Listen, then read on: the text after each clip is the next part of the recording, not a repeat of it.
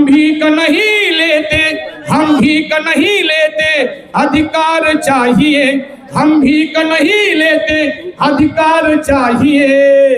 हमको वो महाबोधि बिहार चाहिए, हमको वो महाबोधि बिहार चाहिए।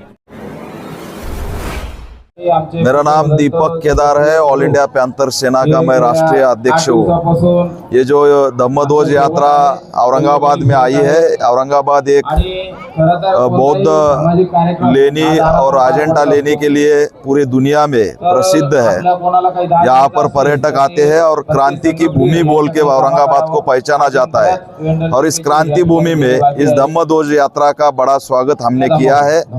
बीटी एक्ट 1949 यहाँ पर रद्द होना चाहिए, ये मांग लेकर नागपुर से ये आंदोलन निकला है और पूरे बड़े ताकत से उसको सपोर्ट आज हमने यहाँ पर दिया है।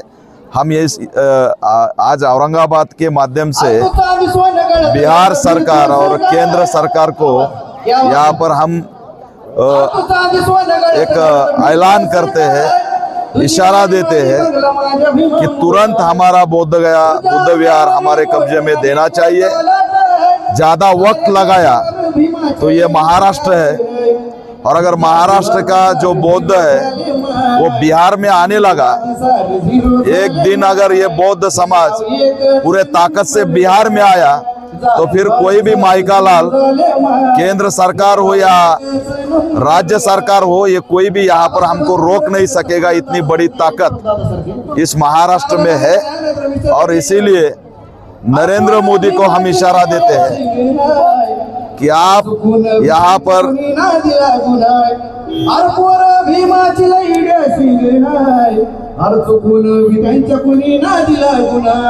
बिहार सरकार अभी चुनाव को सामने जा रही है।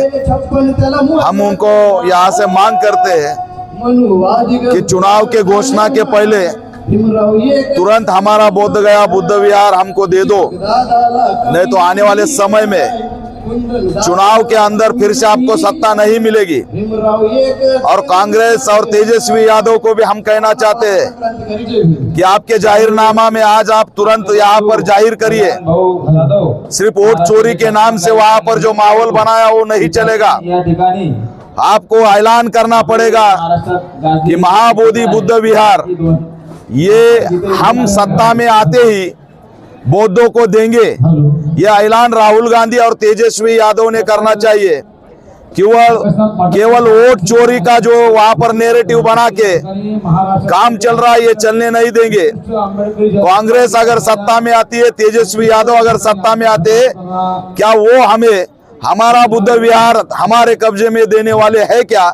ये सवाल हम यहाँ से पूछते हैं। और नरेंद्र मोदी अगर बीजेपी के साथ वहां पर सत्ता में फिर से नीतीश कुमार को आना है तो उनको हमारा बुद्ध विहार हमको देना पड़ेगा, नहीं तो इसके परिणाम बहुत बड़े होंगे। आने वाले समय में ये जो भिक्षु संघ का आंदोलन चल रहा है, भिक्षु संघ को लड़ने के लिए कोई लिमिटेशंस है, लेकिन जिस दिन यह आंदोलन हम कार्यकर्ता हाथ में लेंगे उस दिन हम निवेदन नहीं देंगे, उस दिन हम आवेदन नहीं देंगे, उस दिन हम नारे नहीं लगाएंगे, उस दिन हम कोई पत्र लेके नहीं आएंगे। सीधा हमारा बोध गया हमारे कब्जे में लेंगे और कब्जे में लेने का आंदोलन का ऐलान जिस दिन हम करेंगे उस दिन ना नरेंद्र मोदी रोक सकता है, ना नीतीश कुमार रोक सकता है, ना कोई व्यवस्था हमको रोक सकती है। सिर्फ हम यहाँ पर आज भिक्षु संघ के माध्यम से एक संवैधानिक लड़ाई लड़ रहे, लेकिन ज्यादा दिन अगर लगाया तो फिर पूरे दुनिया के बौद्ध को वहां पर आके हमको कब्जा करना पड़ेगा। और हम कब्जा करते हैं, हम सिद्धनाथ महार की औलाद है, भीमा कोरेगांव हमारा इतिहास है।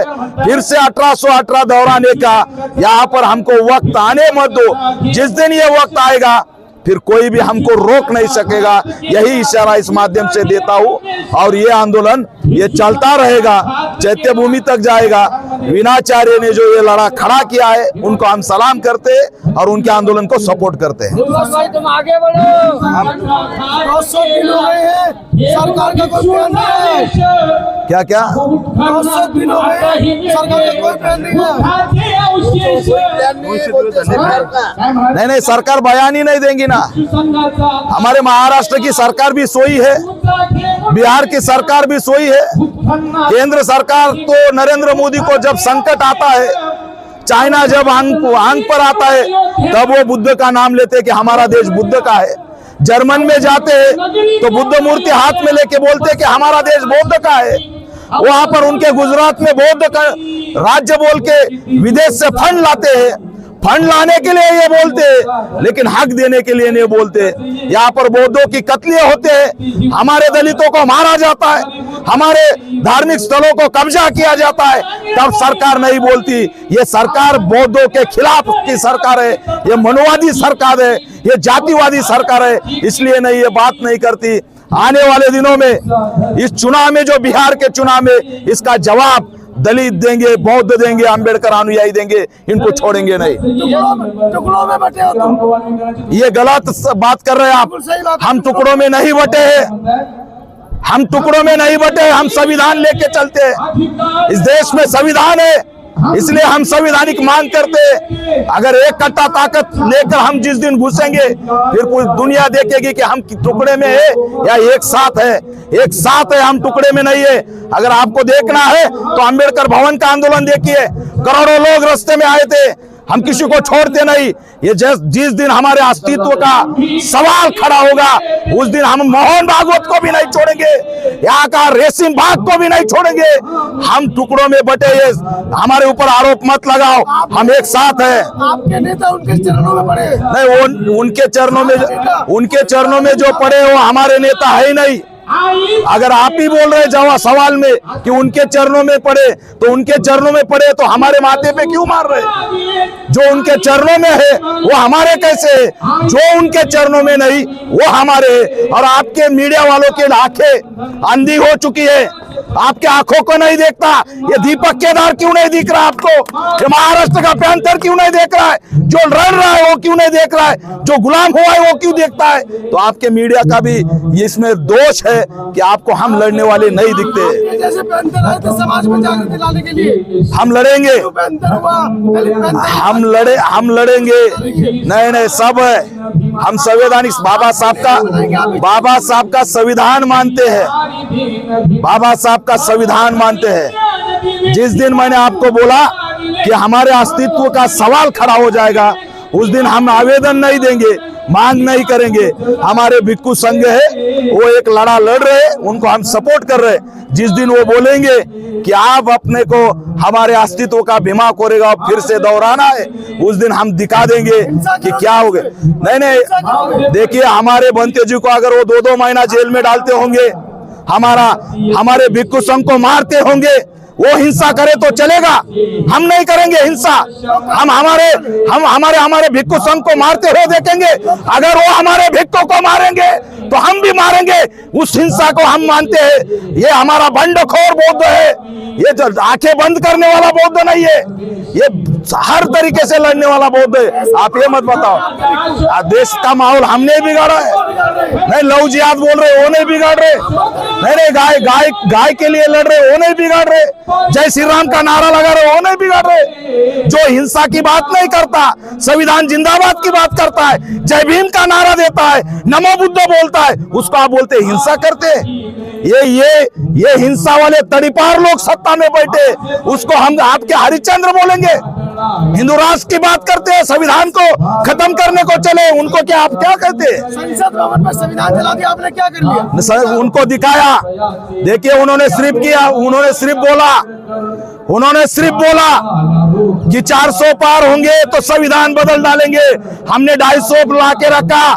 जिन्होंने संविधान जलाया, उनके नरेंद्र मोदी को संसद में जाते ही संविधान को नतमस्तक होना पड़ा। ये हमारे जय भीम वालों की ताकत है, ऐसा नहीं कहने का, छोड़ेंगे नहीं किसी को। युवाओं से क्या अपील कर रहे हैं? युवाओं को अपील करेंगे कि बौद्ध धर्म खतरे में है, यह अंतिम लड़ाई है, लड़ना पड़ेगा, लड़ेंगे तो टिकेंगे।